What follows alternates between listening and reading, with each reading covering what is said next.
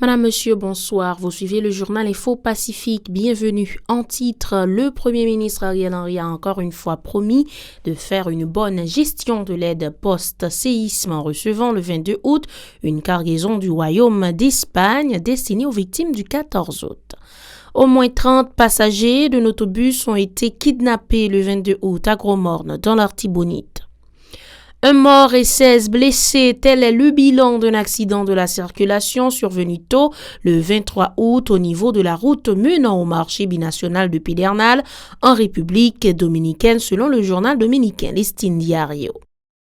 Le ministère de la Santé publique et de la Population a indiqué que le centre de transfusion sanguine a collecté 131 pochettes de sang le 21 août, dont 99 à Pétionville et 40 en provenance de la ville du Cap-Haïtien dans le Nord. Le chef du parquet du tribunal de première instance d'Écailles, maître Ronald Richemont, menace de sévir contre ceux qui s'avisent de détourner l'aide réservée aux sinistrés. Il a indiqué que plusieurs individus ont été arrêtés en possession de matériel destiné aux victimes. Le manque de policiers retarde aussi la distribution de l'aide dans le sud, selon le commissaire du gouvernement.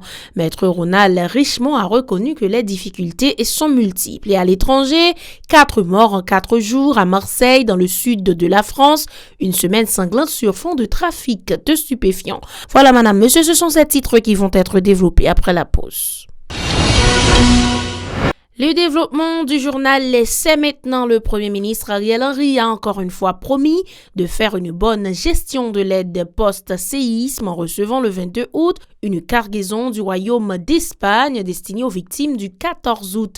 L'avion cargo a transporté 29,8 tonnes de fournitures, d'eau de packs hygiéniques et d'intrants médicaux, 1275 kits de cuisine, 1170 bâches, 4200 jerrycans et 280 kits d'hygiène ont été particulièrement collectés en faveur des sinistrés du Grand Sud. Pour Ariel Henry, le gouvernement, à travers la direction de la protection civile, continuera de faire preuve de rigueur et d'efficacité dans la gestion de l'assistance humanitaire. Monsieur Henry reconnaît que le travail est énorme et que l'aide s'achemine difficilement à certains endroits, mais personne ne sera oublié, a-t-il indiqué. Ariel Henry a aussi salué la bonne santé de la coopération entre les deux pays, indiquant que l'ambassadeur Pedro Sanchez, dont la mission est arrivée à terme après 3 ans de service, a fait œuvre qui vaille. Le dynamisme du diplomate a facilité le renforcement de la coopération et de la solidarité entre les deux peuples et les deux gouvernements. Une jeune femme d'une vingtaine d'années est décédée tôt le 23 août dans un accident de la circulation au niveau de la route menant au marché binational de Pedernales, République dominicaine. 16 autres personnes, dont une femme en pleine ceinture et un enfant, ont également été blessées. Selon le journal dominicain Listín Diario, le frein du véhicule a lâché et le chauffeur a perdu le contrôle du véhicule rempli de marchandises. Autre information à ce journal, au moins 30 passagers d'un autobus ont été kidnappés le 22 août à Gros-Morne dans l'Artibonite. Le rapt a eu lieu précisément dans la localité appelée Petit Bois d'Homme. Les ravisseurs réclament une forte somme d'argent en vue de libérer les personnes. Parallèlement, les malfrats ont libéré le 20 août contre rançon l'assistant directeur médical de l'Office d'assurance accident du travail et maternité au Fatma, Watkins Alexandre. Il a été enlevé le 18 août. On a aussi appris que le gynécologue Hervé Chéry, kidnappé la semaine dernière à Pétionville, a recouvré sa liberté contre rançon.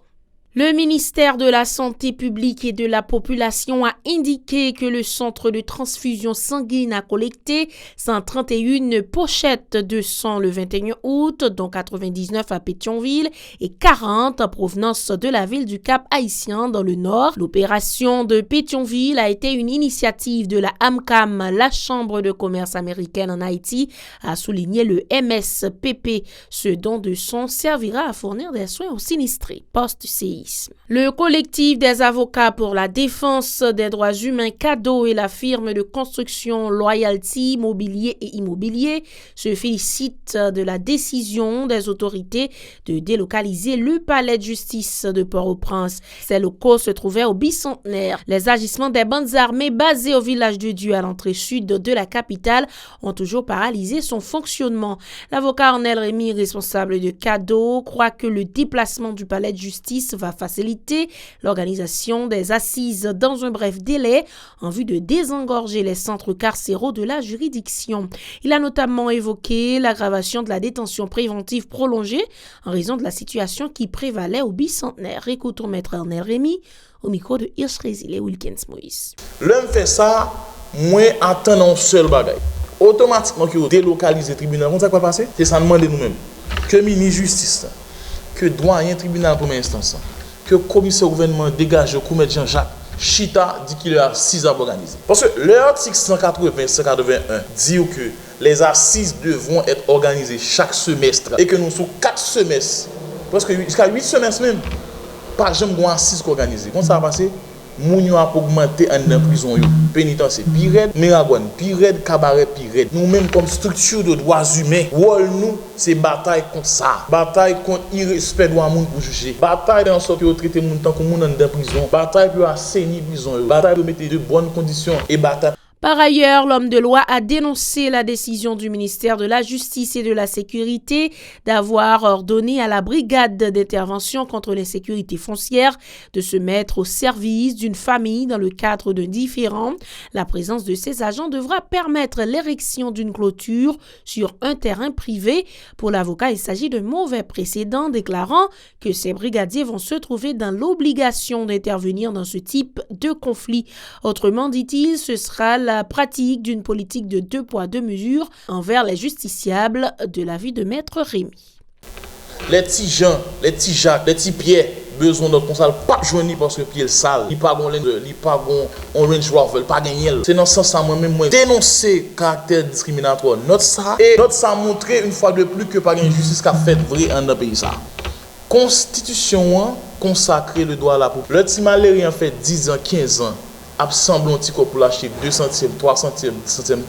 Le 2-3 vagabonds montent une volelle et puis là il arrive même après justice la font gens pour faire respecter les c'est même monde qui va passer dans bêtise encore. Donc moi je pense que le ministre supposé ouais notre ça. Je pas avocat famille mais cependant m'a défendre l'équité, l'égalité. Je pense même leur faire pour bossan et m'a demandé tout le monde qui veut peut-être descendre dans le ministère pour le compte comme ça pour nous. De son côté, le directeur technique de la firme Loyalty Mobilier et Immobilier, Salomon Clément, exhorte les autorités gouvernementales à profiter de la situation engendrée par le séisme du 14 août pour contraindre la population à respecter les principes antisismiques.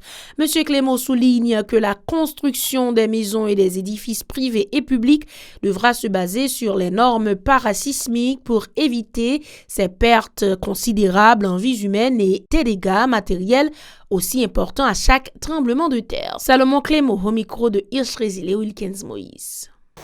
Nous-mêmes nous venons là pour nous capables forcer l'État, pousser l'État à faire que la population ait un principe pour les construire, pour capable utiliser, pour capable prendre des conseils des techniciens avant que pour capable faire ça ou pour faire en termes de construction. Et juste ma part bref côté que au lieu que mon il y a toujours dit que si on prend un ingénieur par exemple, c'est coût à pour augmenter, mais cependant, dès que la catastrophe a passé, on va perdre du monde et puis tout à fait pour craser encore. Donc, il est important côté que faut population haïtienne, faut que tout le monde dans le pays ait tendance à construire avec des techniciens. Et ceci dans tout autre domaine, tout, bas technicien au place, ça qui a fait travail là, le fait. Le commissaire du gouvernement de la juridiction des Cayes, maître Ronald Richemont, lance une mise en garde contre tous ceux qui s'avisent de détourner l'aide réservée aux sinistrés.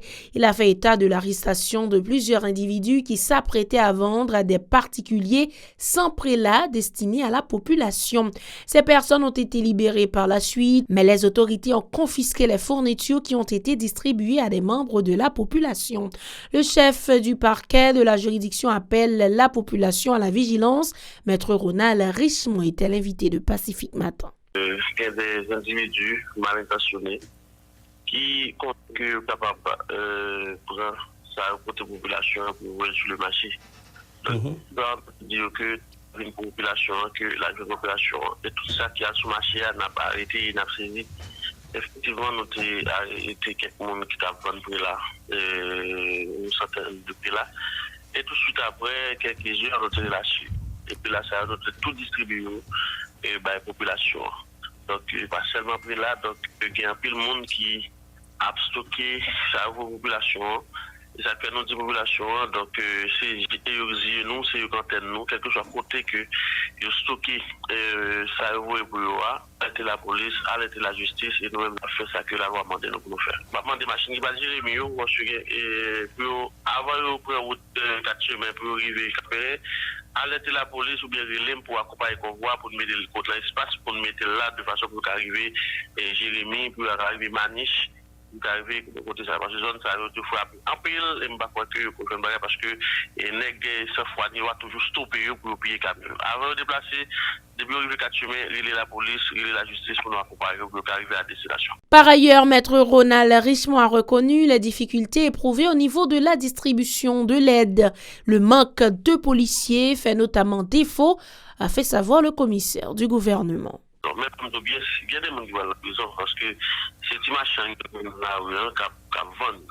Mais si nous avons quelqu'un qui stocké et produit ça pour la maquette ou bien dans la boutique, dans le bazar, donc on a fait arrêter, on a pour devant le tribunal. On a demandé en pile, pas assez de policiers, de bras pour que mais de façon nous faire ça que nous avons fait, nous accompagnons et menons à destination. Parfois, il y a des partenaires, il y a des particuliers qui prennent à la distribution la police, ça va avec tout le monde. Et là, ça, la population, ou bien quelque population est conseillée de bandits, disons, parce qu'il y a tout hier sur le là et bon fond d'olé conseil de nèg qui camper qui poster qui barre route là même pour stocker pour camper conteneur pour camper machine pour piller c'est pas la population et laisse à nous même très civique par rapport à mon ça toujours dire tout hier soir nous circuler sur route campéré et pour regarder si genre de monde qui a fait des affaires malheureusement heureusement pour nous joignons nous que n'a pas demandé pour faire pour ça va jamais répéter encore dans juridiction à faire de les gars camper conteneur camper machine piller non nous pas d'accord parce que si manger à la distribution pour le fait côté louis fait là faut qu'il a le fait. À l'étranger, 4 morts en 4 jours. Marseille, dans le sud de la France, connaît une flambée de violence sur fond de règlement de compte et de trafic de drogue.